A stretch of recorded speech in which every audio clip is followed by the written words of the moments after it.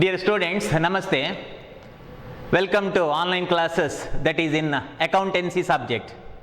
In our previous video, we discussed about single column cash book, also called as one column cash book or simple cash book. Yes, today this video is somewhat important because we are going to study about two column or double column cash book, which is the second type of cash book. This is important from the point of examination that a 12-mark question is asked to prepare the double column cash book. In the case of double column cash book or two column cash book, the concept of this book is, in this book we have to show cash in hand transaction as well as cash at bank transaction. Cash transactions as well as banking transaction are to be recorded in a book which is called double column or two column cash book. ಅದುವೇ ಹೇಳ್ತದೆ, ಹೆಸರೇ ಹೇಳ್ತದೆ double column, ಎರಡು column, two column. Okay, ಅಂದ್ರೆ in the case of double column cash book, a trader, one who prepare the cash book, is required to show cash in hand transaction, I mean cash receipts and cash payment by the business, as well as deposit and withdraw from bank in separate columns. Separate column. For example, see, this is a cash drawer. Idu cash drawer anta tilkolli. Okay, idu cash drawer. Whereas this is bank account. Okay, so idu bank account anta ankolli. This is bank account. In the case of single column cash book, we are going to show only the cash transactions, only cash transaction, cash receipts and cash payments are to be shown. But in the case of double column cash book, cash transactions as well as the banking transaction, ee bankinalli nadiyuvanta vyavahara ide alva, what is that banking transaction? Deposit to bank and withdraw from bank are to be shown in the case of double column cash book. Cash receipts by a business, cash payment by a business, whereas deposit to bank and withdraw from bank are to be shown in double column cash book. Before explaining the meaning of the same, adara meaning annu explain madodanta modulu, let us study what about the practical applicability of cash book. Illi nodi, cash book practically hege agtade anta noduva. See, here in the case of double column cash book, I am not drawn all columns. Ella bekada column anna draw madlilla. In the next slides I will show what is the format of it. Okay, so I used to draw only important columns here. Bekada important column annu matra draw madidane for my explanation. See here, this is cash column, whereas this is bank column. This is cash column, this is bank column. In the case of single column cash book, our previous topic, which was include only one column, that is cash book. Cash book matra ittu, I mean sorry, cash column matra ittu, only cash column. Alva, cash column matra iddadu. Here one more column, that is bank column is there. Cash column as well as bank column. Here also cash column as well as bank column is there. In the case of the double column cash book, here illi enagtade antandre, cash received by a business is recorded in this column. See, hana barudu nodi, arrow mark nodi, hana barudu ellige, drawerige. ಆಯ್ತಾ, ಇದು ಹಣ ಬರುದು ಎಲ್ಲಿಗೆ? ಬ್ಯಾಂಕಿಗೆ. ಹಣ ಬರುದು ಅಂದ್ರೆ ನಮ್ಮ ಡೆಪಾಸಿಟ್. ಓಕೆ, ಸೊ ಬ್ಯಾಂಕಿಗೆ ಇಲ್ಲಿ ರೆಕಾರ್ಡ್ ಮಾಡಬೇಕು. ನೋಡಿ ಆರೋ ಮಾರ್ಕ್ ನೋಡಿ, ಟ್ರಾನ್ಸಾಕ್ಷನ್ ಏನೇ ಇರಲಿ, ಹಣ ಡ್ರವರಿಗೆ ಬಂದ್ರೆ ಇಲ್ಲಿ ಬರಿಬೇಕು. ನೋಡಿ, ಇದು ಹಣ ಮೇಲಿಂದ ಬರುದು ವಿಮಾನ ಬಂದಾಗೆ. ಓಕೆ, ಸೊ ಹೀಗೆ ಹಣ ಬಂದು ಅಲ್ಲಿ ಬೀಳೋದು. ಓಕೆ, ಸೊ ಹಣ ಬಂದು ಇಲ್ಲಿಗೆ ಬೀಳೋದು. ಇದು ಬ್ಯಾಂಕಿಗೆ ನಾವು ಹಣ ಹಾಕಿದ್ರೆ ಇಲ್ಲಿ ಅಷ್ಟೇ, ಬ್ಯಾಂಕಿಗೆ ಹಣ ಹಾಕಿದ್ರೆ ಇಲ್ಲಿ. ದೆನ್ ಡ್ರವರ್ ಇಂದ ಹಣ ಹೋದ್ರೆ ಇಲ್ಲಿ ನೋಡಿ, ಇಲ್ಲಿ ಕ್ಯಾಶ್. ಕ್ಯಾಶ್ ಅಂದ್ರೆ ಇದು drawer, nothing but business drawer. Okay, so drawer ಇಂದ ಹಣ ಹೋದ್ರೆ ಸೊ ಇಲ್ಲಿ ರೆಕಾರ್ಡ್ ಮಾಡಿ. ಈ ಸೈಡ್ ಅಲ್ಲಿ, ಈ side means payment side. C, payment. ಬ್ಯಾಂಕಿನಿಂದ ಹಣ ಹೋದ್ರೆ, ಯಾವಾಗ ಬ್ಯಾಂಕಿನಿಂದ ಹಣ ಹೋಗುತ್ತೆ? If amount is withdrawn from the bank, am I right? Okay, ಬ್ಯಾಂಕಿನಿಂದ ಹಣ ತೆಗೆದ್ರೆ ಇಲ್ಲಿ, ಸೊ ಅಷ್ಟೇ ಕಾನ್ಸೆಪ್ಟ್. ಬ್ಯಾಂಕಿಗೆ ಹಣ ಬಂದ್ರೆ ಇಲ್ಲಿ in receipt, received by the bank. Okay, received by the bank and a payment by the bank is recorded in credit side. See, payment and received by a business, that is recorded here, and that is paid by a business is recorded in the cash column, that is credit side. For example, owner invest capital rupees 10,000 in the business and thereby he started his business. ಅವನ business ಅನ್ನು start ಮಾಡಿದಾನೆ. What is the transaction? Owner started the business with rupees 10,000. Imagine that I am the owner of the business. Let us visualize. ಏನಾಗ್ತದೆ ಅಂತ ನೋಡಿ. ನಾನೊಬ್ಬ owner ಆಗಿ, okay, being owner, I invest, ನಾನು ಹಣ ತರ್ತೇನೆ, ಓಕೆ, ಹಣವನ್ನೇ ತರ್ತೇನೆ, 1 minute. Being owner, okay, so ನಾನೊಂದು ಓನರ್ ಆಗಿ ನಾನು ಕ್ಯಾಶ್ ತರ್ತೇನೆ. Imagine that this is 10,000 rupees. Okay, 10,000 rupees ಅಂತ ಅನ್ಕೊಳ್ಳಿ. ಸೊ ಈ 10,000 ಅನ್ನ ನಾನು ಹೊತ್ಕೊಂಡು ಬರ್ತೇನೆ. ಓಕೆ, ಸೊ ನಾನು ಹೊತ್ಕೊಂಡು ಬರ್ತೇನೆ. ಈ 10,000 ನಾನು ಹೊತ್ಕೊಂಡು ಬಂದು, ಬ್ಯಾಂಕಿನ ವಿಷಯ ನಾನು ಮಾತಾಡಲಿಲ್ಲ. It is kept in business drawer. ಇದನ್ನು ಬಿಸಿನೆಸ್ ನ ಡ್ರವರಿಗೆ ಹಾಕಿ ನಾನು ಬಿಸಿನೆಸ್ ಅನ್ನ ಸ್ಟಾರ್ಟ್ ಮಾಡ್ತೇನೆ. Not deposit to bank, not deposit to bank. Okay, so ನಾನು ಹಣ ತಂದು ನನ್ನ ಬಿಸಿನೆಸ್ ನ ಡ್ರವರಿಗೆ ಹಣ ಹಾಕ್ತೇನೆ in the time of commencement of business. So cash comes in. ನೋಡಿ, ಹಣ ಸೊ ಹೀಗೆ ಬರ್ತದೆ. ಓಕೆ, ಸೊ ಇಲ್ಲಿ then that is recorded here, that is 10,000. Whatever the money that is invested in the time of commencement of business, that is to capital. So to capital 10,000, that's all. ಒಂದೇ entry. Okay, so single entry, ಒಂದೇ entry. ಇನ್ನೊಮ್ಮೆ ಹೇಳ್ತೇನೆ, being owner I invest rupees 10,000 in the business. ಬ್ಯಾಂಕಿನ ವಿಷಯ ನಾನು ಮಾತಾಡಲಿಲ್ಲ. Is there any bank term in my transaction? No. Okay, so only he invest rupees 10,000 in the business. So ಅದು business ನ ಡ್ರವರಿಗೆ ಹಣ ಬರುವಂತದ್ದು. ಸೊ ಇದು ಹಣ ಬರೋದು. ಸೊ ಇಲ್ಲಿ, so business drawer, that is 10,000, that is capital. And second transaction, meaning study ಮಾಡೋದಕ್ಕಿಂತ ಮುಂಚೆ ಪ್ರಾಕ್ಟಿಕಲ್ ಆಗಿ ಏನಾಗ್ತದೆ ನೋಡುವ ಅಂತ. Okay, and next transaction is, ಈಗ ಬಿಸಿನೆಸ್ ನ ಡ್ರವರ್ ಅಲ್ಲಿ ಹಣ ಇದೆ. Okay, paid salary, paid. Okay, so paid salary, cash goes out. Paid salary means whether it is paid out of business drawer or from bank.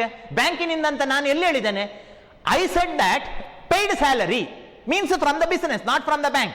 Paid salary by cheque ಅಂತ ಹೇಳಲಿಲ್ಲ. Cheque ಅಂತಂದ್ರೆ bank, ಹಾಗೆ ನಾನು ಹೇಳಿಲ್ಲ. Okay, I said paid salary. So whenever we paid salary, cash goes out from business goes. Okay, so salary ಹೋಗುತ್ತೆ, that is rupees 5,000, that is by salary account. ಎಲ್ಲಿಂದ ಹೋಯ್ತು ಹಣ? From drawer. Okay, cash drawer ಇಂದ ಕೊಟ್ಟದ್ದು. 10,000 ಬಂದಿತ್ತು, 5,000 ಹೋಯ್ತು. Okay, so paid. Next ಬ್ಯಾಂಕಿನ ವಿಷಯ ಮಾತಾಡ್ತೇನೆ. ನೆಕ್ಸ್ಟ್ ಬ್ಯಾಂಕಿನ ಎಕ್ಸಾಂಪಲ್ ಹೇಳ್ತೇನೆ. Sales, cash sales, rupees 1,000 received. Cash sales, rupees 1,000 received. It is directly deposited into bank. That is my transaction. ಅದನ್ನು ನಾವು ಬ್ಯಾಂಕಿಗೆ ಡೆಪಾಸಿಟ್ ಮಾಡ್ತೇವೆ. Okay, means bank receipt. Am I correct? Bank receive ಮಾಡಿತ್ತು. ಅರ್ಥ ಆಗ್ಲಿಲ್ವಾ? I repeat. Cash sales. Okay, ವಸ್ತುವನ್ನು ಕ್ಯಾಶಿಗೆ ಮಾರಿದೆವು. Okay, cash sales, rupees 1,000 received. Mahalakshmi ಕೈಗೆ ಹಣ ಬಂತು. It is not kept in business drawer, ಅದನ್ನು ಡ್ರವರಿಗೆ ಹಾಕಲಿಲ್ಲ. Cash sales and cash directly deposited into bank. So ಬ್ಯಾಂಕಿಗೆ ಹಣ ಬಂತು,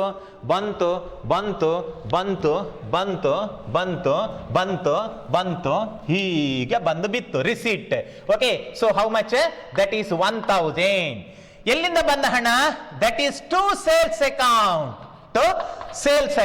ಸೊ ಟು ಸೇಲ್ಸ್ ಅಕೌಂಟ್. ದೊಡ್ಡದಾಗಿ ವಿಜುವಲೈಸ್ ಆಗಿ ಕಾಣಬೇಕು ಅಂತ ಹೇಳಿ ಸಣ್ಣ ಡೇಟ್ ಕಾಲಮ್ ಎಲ್ಲ ಹಾಕಲಿಲ್ಲ. I draw only important columns. Okay, what are the actual column I will explain later. Okay, so ಮತ್ತೆ ಹೇಳ್ತೇನೆ. ಸೊ ಅಂತೂ sales and amount directly deposited to bank. Cash sales and received amount directly deposited into bank. ಅದನ್ನು direct ಆಗಿ ಬ್ಯಾಂಕಿಗೆ deposit ಮಾಡಿದಾಗ cash received by bank. ಆ ಹಣ ಸೀದಾ ಬ್ಯಾಂಕಿಗೆ ಹೋಯ್ತು. ಮಕ್ಕಳೇ, ಒಂಥರ ಈ ತರ ಇರ್ತಿದ್ರೆ cash sales and amount is kept in business drawer. ಒಂದು ವೇಳೆ ಆ ಹಣವನ್ನು ಬಿಸಿನೆಸ್ ನ ಡ್ರವರಿಗೆ ಹಾಕ್ತಿದ್ರೆ ಅಮೌಂಟ್ ಕ್ಯಾಶ್ ಕಾಲಮ್ ಅಲ್ಲಿ ಬರ್ತಿತ್ತು. Am I correct? Here in the case of cash column, here my transaction is amount directly deposited to bank. Next transaction, goods purchased for cheque. Goods purchased and paid by check. That is the transaction. We purchased goods. ನಾವು goods ಅನ್ನ purchase ಮಾಡಿದೆವು. For payment there is no sufficient money in the drawer. Okay, ಆವಾಗ ನಾವು ಬ್ಯಾಂಕಿಗೆ ಹೋಗಿ, okay, so ಆವಾಗ ನಾವು ಬ್ಯಾಂಕಿಗೆ ಹೋಗ್ತೇವೆ. ಬ್ಯಾಂಕಿಗೆ ಹೋಗಿ ಅಲ್ಲಿಂದ ತೆಗೆದು ಪರ್ಚೇಸಿಗೆ ಪೇಮೆಂಟ್ ಮಾಡ್ತೇವೆ. ಬ್ಯಾಂಕಿನಿಂದ ಪೇಮೆಂಟ್, ಬ್ಯಾಂಕಿನಿಂದ payment. So payment goods purchased and paid by the check. Paid by check means here not cash goes out, that is amount goes out from the bank. Now bankininda kottaddu, okay, rupees how much? For example, it is 2000, that is by, okay, by purchases, by purchases, okay, by purchases, that is bank column. Purchases bank column. Why bank column? Because we paid the amount by check, I mean from the bank. ನಾವು purchase ಮಾಡಲಿಕ್ಕೆ ಇಲ್ಲಿ ದುಡ್ಡು ಉಂಟ ನೋಡಿದೆವು, ಓ ಇಲ್ಲಿ ದುಡ್ಡು ಉಂಟಿಲ್ಲ, ಇಲ್ಲ, okay, ಆವಾಗ ಬ್ಯಾಂಕಿಗೆ ಹೋಗಿ, ಓಕೆ, ಅಲ್ಲಿಂದ ಹಣವನ್ನ ತೆಗೆದುಕೊಟ್ಟದ್ದು. Okay, so payment by the bank column. Okay, so here payment that is for purchase bank column. 1 minute. Suppose goods purchased and paid by cash ಆಗ್ತಿದ್ರೆ, goods purchased for cash ಆಗ್ತಿದ್ರೆ, then amount is in cash column, not here, not in bank column, then in cash column. Anyhow payment side. Okay, so anyhow here the summary is if cash received, that is recorded in the debit side of cash column, receipt. If cash received by the bank, I mean deposit to bank, is recorded in bank column. And further in cash column, if payment in the form of cash, that is recorded in cash column, payment side, I mean credit side. And if any payment from the bank, that is recorded in bank column. Okay, so that is. And further, two complicated transactions are there in the case of cash book, I mean double column cash book, that is two complicated transactions are there. So that is, first one, deposited to bank. Okay, what is that? Deposited to bank and withdraw from bank. ಆವಾಗ ಏನಾಗ್ತದೆ ನೋಡಿ, deposit to bank and withdraw from bank. See here in business drawer rupees 1000 is there. Business na drawer alli 1000 ಇದೆ. Business na drawer alli 1000 ಇದೆ. Okay, as I said earlier, this is business drawer, I mean cash column. Okay, whereas this one is bank column. Okay, so this one is a bank column. Okay, bank column, banking transaction. ಈಗ ನಾನೇನ್ ಮಾಡ್ತೇನೆ ಅಂತಂದ್ರೆ, my transaction is deposit to bank. What is that? Deposit to bank. To deposit the money into bank, I have to draw the amount from drawer. Am I correct? Drawer ಇಂದ ತೆಗಿಬೇಕು. One transaction. ಇಲ್ಲಿಂದ ಹೋದದ್ದು. And second one, it should be deposited into bank. ಅದನ್ನು ಬ್ಯಾಂಕಿಗೆ ಕೊಡಬೇಕು. 2 entries are required. 2 entry ಬೇಕು. ಈಗ 2 entry ಬೇಕು. Deposit to bank is concern 2 entry ಬೇಕು. ಯಾಕೆ 2 ಎಂಟ್ರಿ ಬೇಕು? ಅಲ್ಪಡ್ದ ಕಾಸು ಪೋಂಡು ಅವು ಈಡೆ ಬತ್ತುಂಡು. You have to ಶೋನಾ.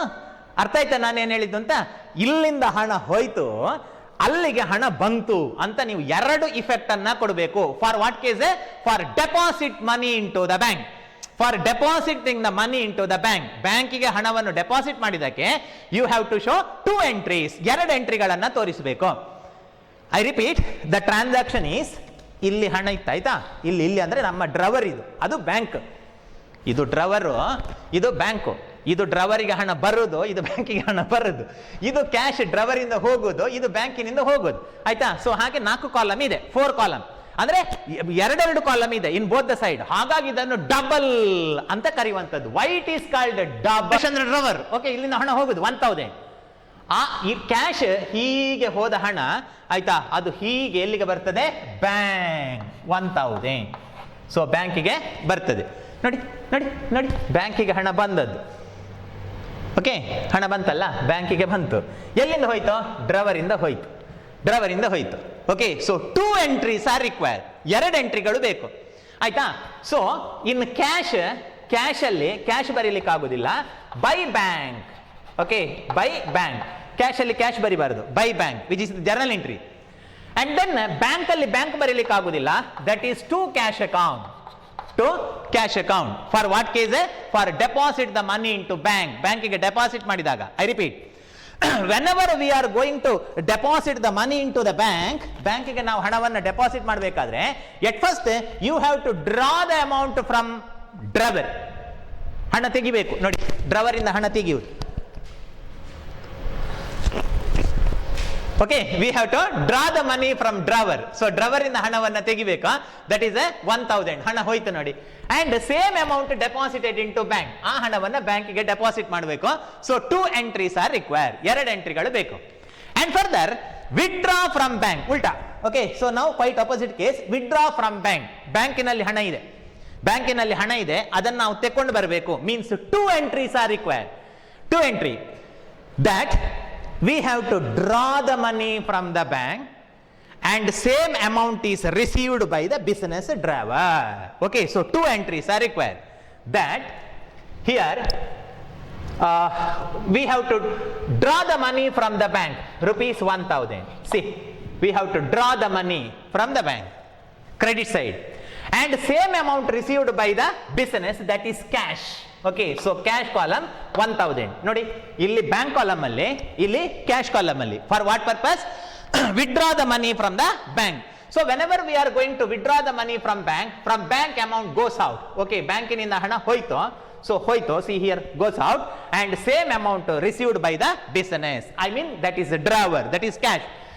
ಡ್ರವರಿಗೆ ಹಣ ಬಂತು, ಬ್ಯಾಂಕಿನಿಂದ ಹಣ ಹೋಯ್ತು, payment from the bank and receipt by the business 1000. Now the title is entry is in cash column you have to write to bank, okay, to bank account, and further in bank account you have to write to cash account, okay, to cash account. So in this way 2 column cash book is prepared. ಈ ತರ cash book ಅನ್ನ prepare ಮಾಡಬೇಕು ಮಕ್ಕಳೇ. ಅದರ meaning ಅನ್ನು ಅರ್ಥ ಮಾಡಿಕೊಳ್ಳಿಕ್ಕೆ, 2 column ಅಂದ್ರೆ ಏನು ಅಂತ ಅರ್ಥ ಮಾಡಿಕೊಳ್ಳಿಕ್ಕೆ ಬೇಕಾಗಿ I explained the practically how it is prepared is. Okay, now let us study what is the meaning. ಈಗ ನಾನು ಮೀನಿಂಗ್ ಹೇಳಿದಾಗ ನಿಮಗೆ ಅರ್ಥ ಆಗುತ್ತೆ.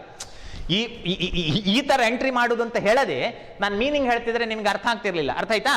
S, okay, I think now it is somewhat easy to understand the meaning of 2 column cash book, because I already explained about practically how entries are recorded in a 2 column cash book.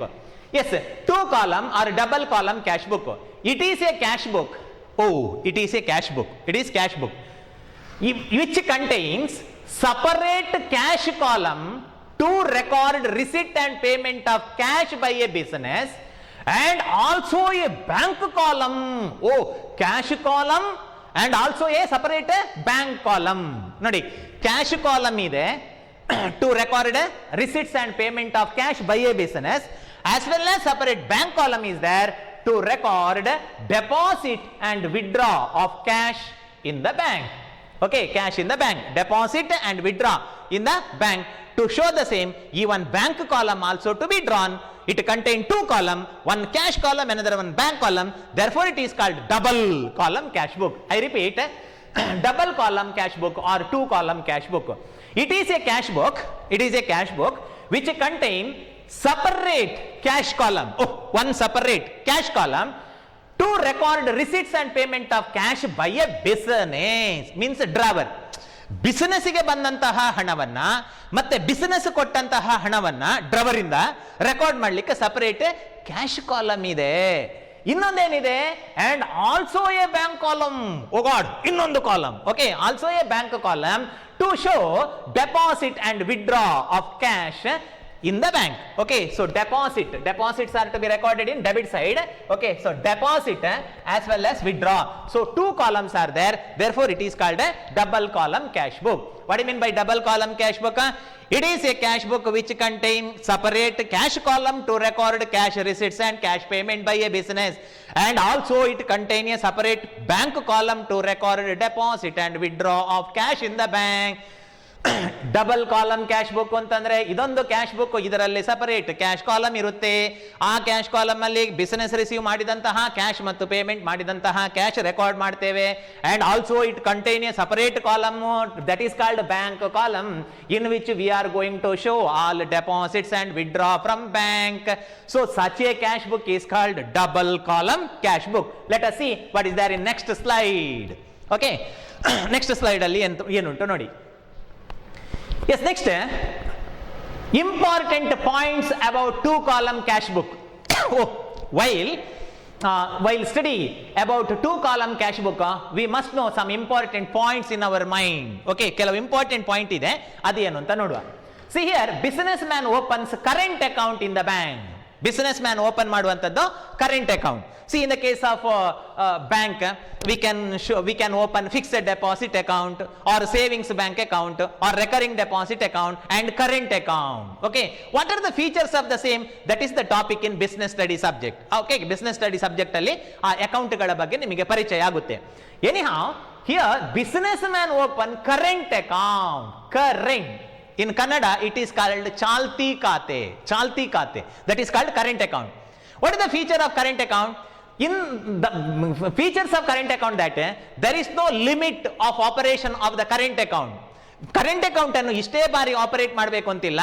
A businessman or one who open current account can operate his account at any time, any times. Okay, ಅವ ಯಾವಾಗ ಬೇಕಾದ್ರೂ ಅವನ current account ಅನ್ನು operate ಮಾಡಬಹುದು. ದಿವಸದಲ್ಲಿ ಇಂತಿಷ್ಟೇ deposit, ಇಂತಿಷ್ಟು withdraw ಅಂತ ಅದಕ್ಕೆ ಲಿಮಿಟ್ ಇಲ್ಲ.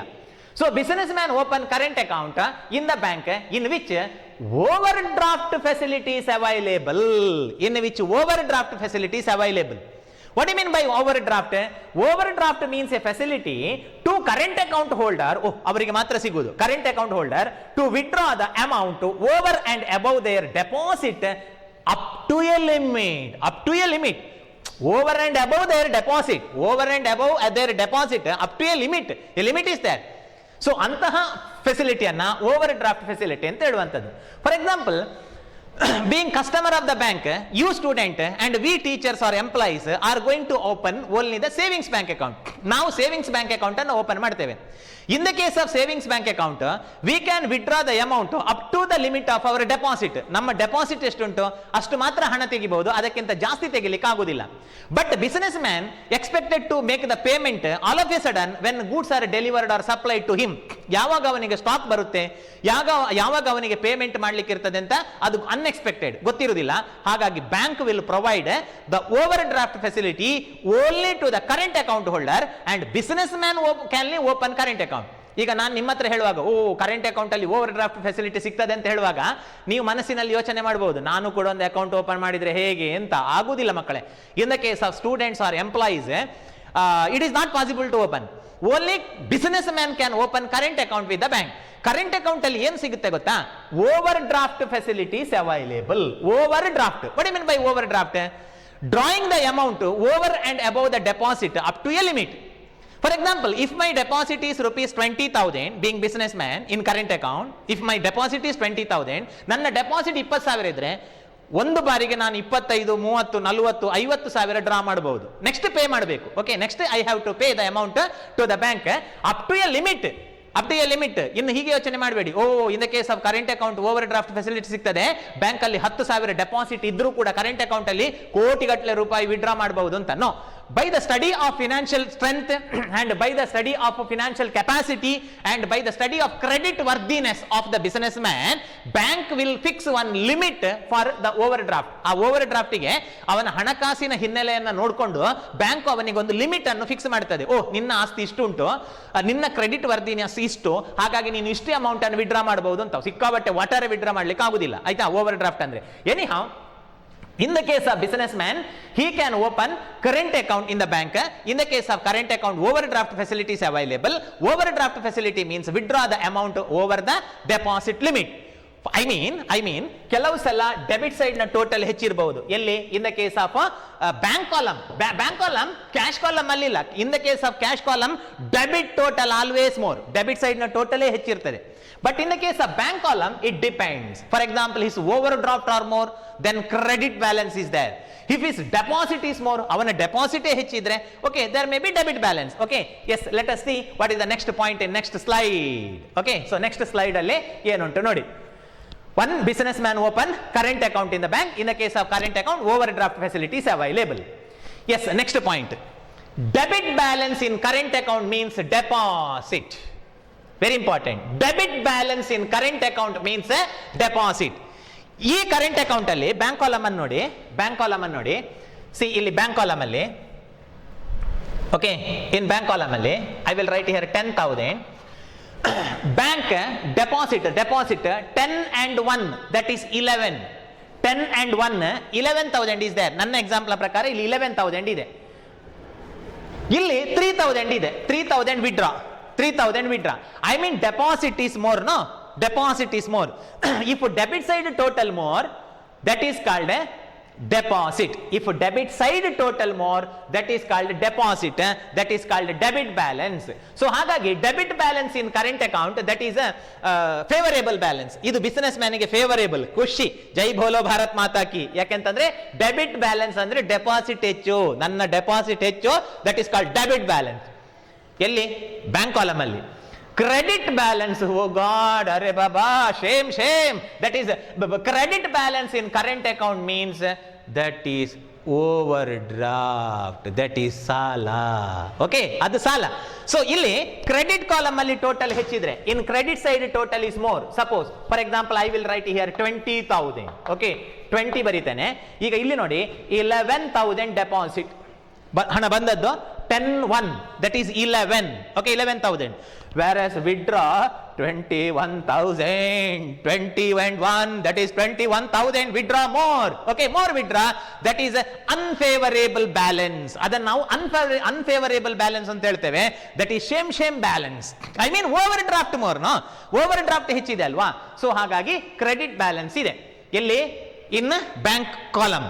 That is unfavorable balance, also called as overdraft balance. ಅದನ್ನು ಓವರ್ಡ್ರಾಫ್ಟ್ ಬ್ಯಾಲೆನ್ಸ್ ಅಂತ ಹೇಳ್ತೇವೆ. I mean credit balance. ಹಾಗಾದ್ರೆ ಯಾವುದಿದ್ರೆ ಒಳ್ಳೇದು? ಡೆಬಿಟ್ ಬ್ಯಾಲೆನ್ಸ್ ಇದ್ರೆ ಒಳ್ಳೇದು, ಕ್ರೆಡಿಟ್ ಬ್ಯಾಲೆನ್ಸ್ ಒಳ್ಳೇದಲ್ಲ. Okay, credit means that is overdraft amount from a bank account. ಇನ್ನು ನೀವು ಹೀಗೆ ಕೇಳಬೇಡಿ, sir debit balance and credit balance cash column ಅಲ್ಲಿ ಇರುತ್ತಾ? ಇಂಪಾಸಿಬಲ್, ಸಾಧ್ಯ ಇಲ್ಲ.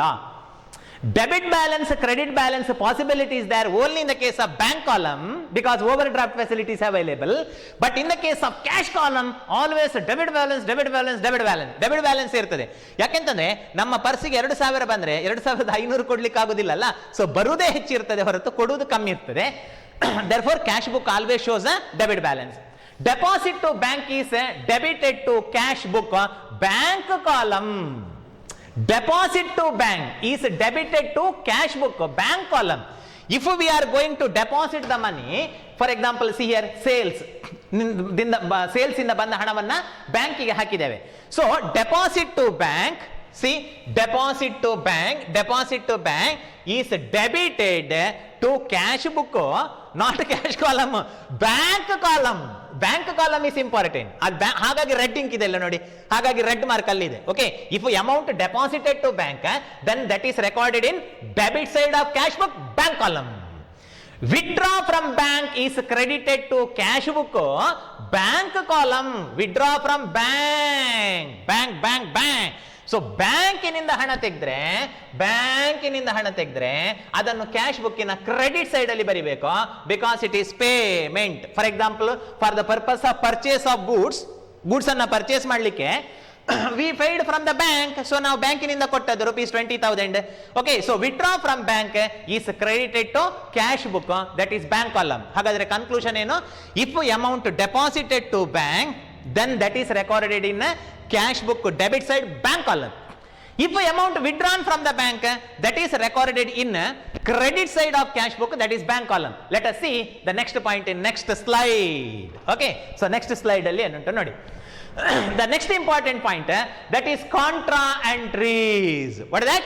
Contra entries. ನಾವೀಗ contra entry ಬಗ್ಗೆ ಸ್ಟಡಿ ಮಾಡಬೇಕು. What is contra entry? What is the meaning of it and how it is recorded? Okay, so as far as contra entry is concerned, I already explained to you. ನಿಮಗೆ already ನಾನು explain ಮಾಡಿ ಆಯ್ತು contra ಎಂಟ್ರಿಯನ್ನು. ಮತ್ತೊಮ್ಮೆ ಹೇಳ್ತೇನೆ ನಾನು. See, in the case of journal, we studied the types of journal entry. ನಿಮ್ಮ journal notes ಅನ್ನು ತೆಗೆದು ನೋಡಿ. There are different types of journal entry. One simple journal entry, complex journal entry, contra journal entry and compound journal entry. 4 types of journal entries are there. So ಅದರಲ್ಲಿ ಇದು contra entries. Okay, contra entries. See here, contra entry means two aspects of a transaction.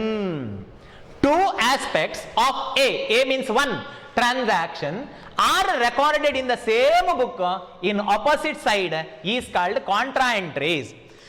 Normally the two aspects of a transaction